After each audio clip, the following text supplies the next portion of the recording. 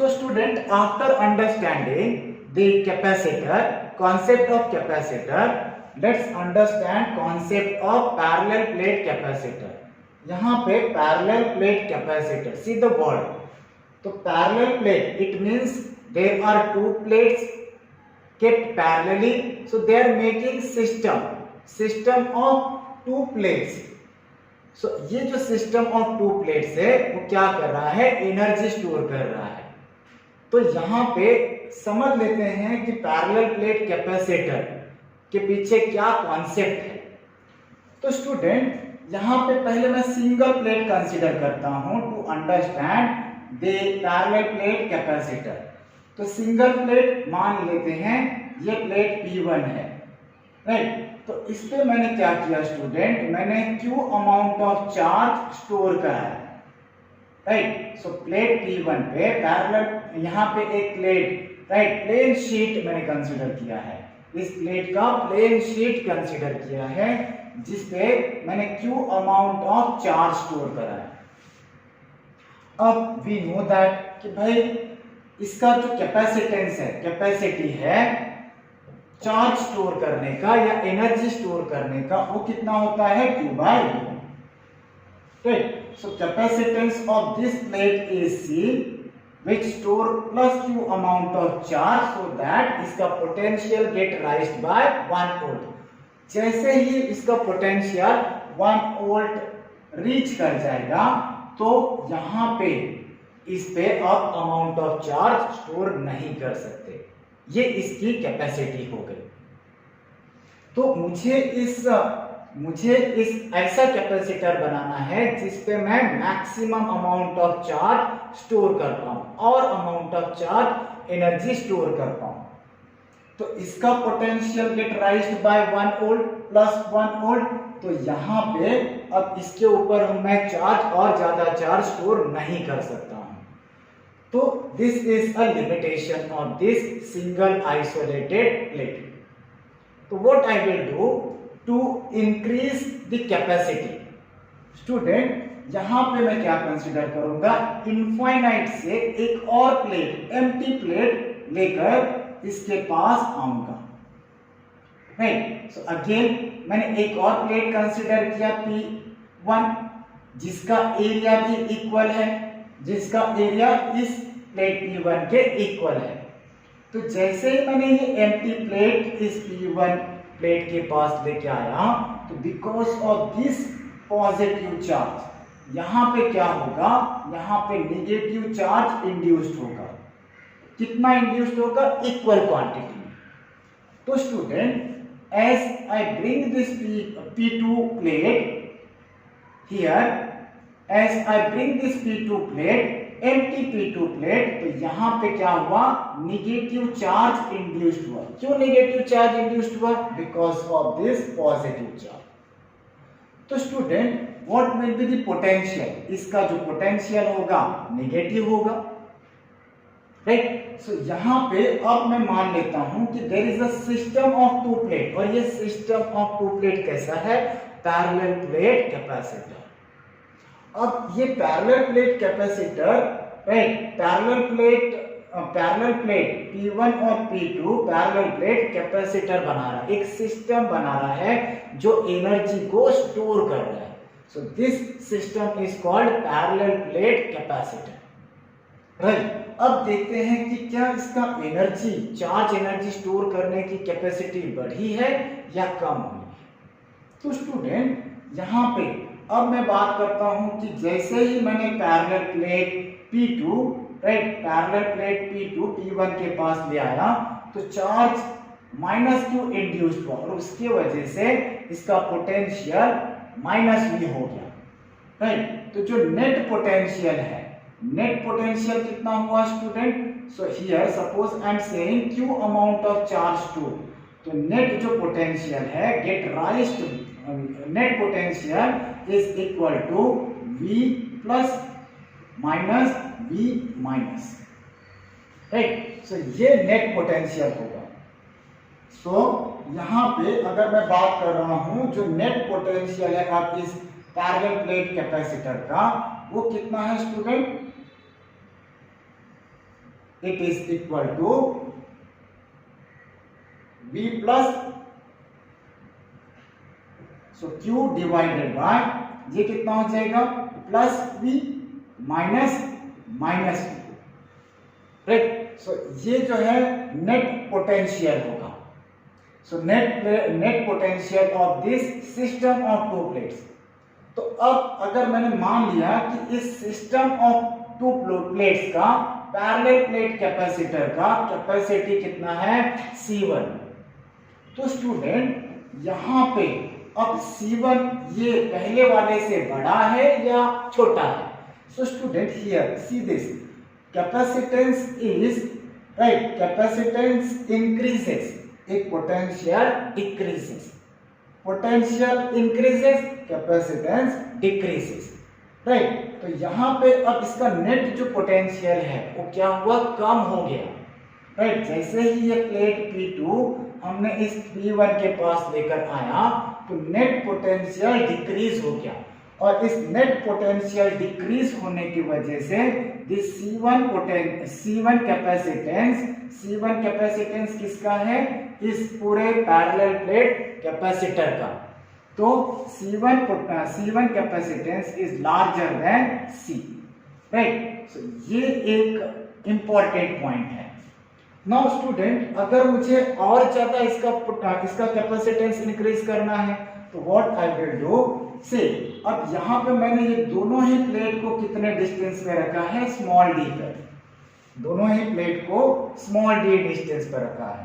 तो let's understand, यहाँ तो हमें पता है कि जो कैपेसिटेंस है it is not dependent on charge, it is not dependent on the potential, so it is dependent on structure of material. तो ये हमने दो प्लेट P1 और P2 को पैरेलली प्लेस किया by distance d, separated by distance d। तो यहाँ पे इन दोनों ही प्लेट का अब टोटल नेट एरिया कितना है, कैपिटल A, नेट एरिया कितना है, कैपिटल A।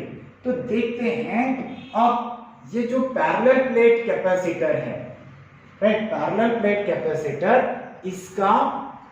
इसका जो कैपेसिटेंस का इक्वेशन है वो क्या होता है, right. So student here I want C1, right, C1 which is equal to Q divided by V net। तो यहाँ पे ये V net जो है इलेक्ट्रिक पोटेंशियल है ऑफ दिस टू प्लेट्स, और अब यहाँ पे जो V net है उसको समझने के लिए व्हाट वी नीड 3 रीजन्स। ये हो गया region 1, there is region 2 and there is region 3। अब ये तीनों ही रीजन में देखते हैं कि इलेक्ट्रिक फील्ड कितना है, नेट इलेक्ट्रिक फील्ड कितना है। क्यों student, because to find the net electric potential. So student अगर मैं बात कर रहा हूं net electric field, right, so net electric field in all 3 regions. तो यहां पे outside in region 1 electric field कितना है, so electric field in region 1 ये कितना है, देखते हैं student. So electric field in region 1, तो we know that electric line of force always start from positive and end at negative charge. तो student यहाँ पे इन दोनों ही side electric line of force कहाँ पे, इस तरफ और इस तरफ जाएगा। तो इस पॉजिटिव चार्ज की वजह से जो इलेक्ट्रिक लाइन ऑफ फोर्स है वो रीजन 1 में किस तरफ जा रहा है, इस तरफ, इस डायरेक्शन में। ये किसका है, इलेक्ट्रिक फील्ड 1 का, रीजन 1 का, राइट। तो यहाँ पे अगर इलेक्ट्रिक फील्ड रीजन 1 में इस +2 चार्ज के वजह से इस डायरेक्शन में जा रहा है, ठीक है। तो इलेक्ट्रिक फील्ड इस रीजन 1 में इस -q चार्ज की वजह से कितना होगा, ये इस डायरेक्शन में आएगा, राइट। सो E मान लेते हैं ये हो गया E2 and we know that ये दोनों चार्ज कितना है, equal. So E1 is equal to E2 हो जाएगा, right. So E1 this E net electric field in region 1 is equal to E1 minus E2, देखिए यहाँ पे रिजल्टेंट कितना हो जाएगा in region 1, it is equal to E1 minus E2 and what we know student, we know that E1 is equal to E2, तो यहाँ पे net electric field in region 1 कितना आ जाएगा, it is equal to E minus E which is equal to 0। क्यों E minus E student, because here मैं बोल सकता हूं कि electric field is equal to sigma bye, right, electric field for parallel plate कितना होता है, electric field for parallel plate, electric field for plane sheet कितना होता है student, electric field for plane sheet is sigma by 2 epsilon not, right. So sigma by 2 epsilon not minus sigma by 2 epsilon not, ये कितना आ गया 0, so इसीलिए ये equal to 0, right. Now let's understand electric field in region 2, in region 2। अब ये क्या है in region 1, this is in region 1। Now if I am talking about electric field in region 2, तो यहां देख लेते हैं अब इस रीजन 2 में इसके वजह से इलेक्ट्रिक लाइन ऑफ फोर्स का डायरेक्शन क्या होगा, ये होगा E1, राइट, और away from the positive charge, right. So electric line of force, electric field का डायरेक्शन पॉजिटिव चार्ज से क्या होता है, अवे, और इसी रीजन में रीजन 2 में है इस नेगेटिव चार्ज की वजह से इलेक्ट्रिक फील्ड का डायरेक्शन क्या हो जाएगा, ये हो जाएगा towards, right, towards this charge, so E2। So E1 और E2 का डायरेक्शन क्या हुआ, सेम। तो यहाँ पे इन रीजन 2 नेट जो इलेक्ट्रिक फील्ड है, net electric field in region 2 which is equal to E1 plus E2, दोनों का डायरेक्शन सेम है तो ऐड कर देंगे। So E1 plus E2 which is equal to sigma by 2 epsilon not plus sigma by 2 epsilon not which is equal to sigma by epsilon naught. Understood? Half sigma by epsilon naught plus half sigma by epsilon naught is equal to 1 sigma by epsilon naught. तो student इतना तो समझ में आ गया कि भाई in region 2 electric field, net electric field कितना है 2 सिग्मा बाय एप्सिलॉन नॉट, और इन रीजन 3 भी क्या होगा, इन रीजन 3 भी नेट इलेक्ट्रिक फील्ड कितना हो जाएगा, this is also equal to 0, क्योंकि रीजन 1 और रीजन 2 दोनों सेम केस, राइट, दोनों सेम केस। सो रीजन 1 और रीजन 2 दोनों सेम केस है, इसलिए यहाँ पे E कितना होगा 0 और यहाँ पे भी E कितना हो जाएगा 0। सो इलेक्ट्रिक जो फील्ड है that is only in the region 2 और कितना है सिग्मा बाय एप्सिलॉन नॉट। अब let's understand कि how this electric field in region 2 will help us in finding the electric potential. तो student we know that electric potential is equal to, so यहाँ पे electric potential कितना होता है, electric potential और electric field में क्या रिलेशन है, so we can write electric potential V is equal to E into D। क्यों D student, because these two plates के बीच में डिस्टेंस कितना है D, तो इस प्लेट का पोटेंशियल और इस प्लेट का potential is net potential, right, net potential.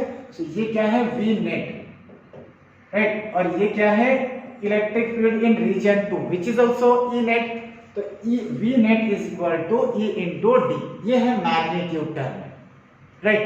तो यहाँ पे अगर मैं बात कर रहा हूँ ये जो V नेट है इसका वैल्यू यहाँ सब्स्टिट्यूट कर देता हूँ, तो देयरफॉर ये equation star, so from equation star what I can write, C1 is equal to Q divided by E into D. So C1 is equal to Q divided by E into D. अब ये E का value substitute कर देते हैं, E is equal to sigma by epsilon naught. So we can write this is equal to q E is equal to sigma by epsilon naught into d. Therefore what we can write, C1 is equal to, अब ये sigma क्या है, surface charge density which is q by area of this charge system, right, area of this capacitor, right. So area of capacitor कितना माना था हमने, A. This is equal to q divided by, right, so sigma is q by A, so A into epsilon naught into D. तो finally हमें C का value कितना मिला student, so C is equal to this, C is equal to q cancel हो गया, this A epsilon naught will go in the numerator, so A epsilon naught divided by D.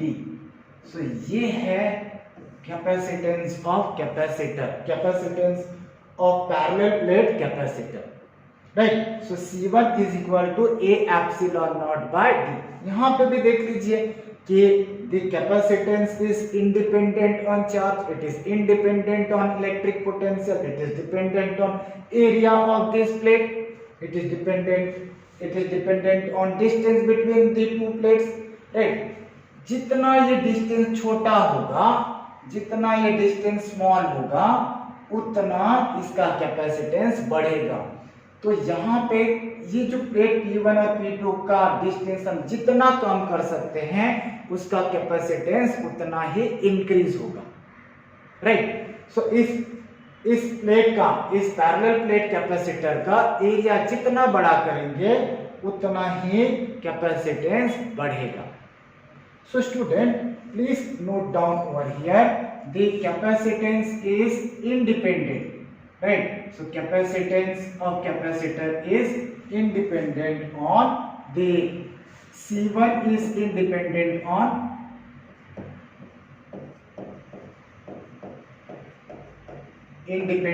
on what student? Independent on Q and V. It is dependent on what student? It is dependent on structure of material. It is dependent on structure of material, structure of capacitor. It is dependent on structure of capacitor. So student, please share this video, right? Please share this video, subscribe this video, and if possible like also. इससे आपका कुछ नहीं जाएगा, if you will share it, इससे हमें motivation मिलेगा, so that we can prepare more videos. Thank you student, see you in next lecture.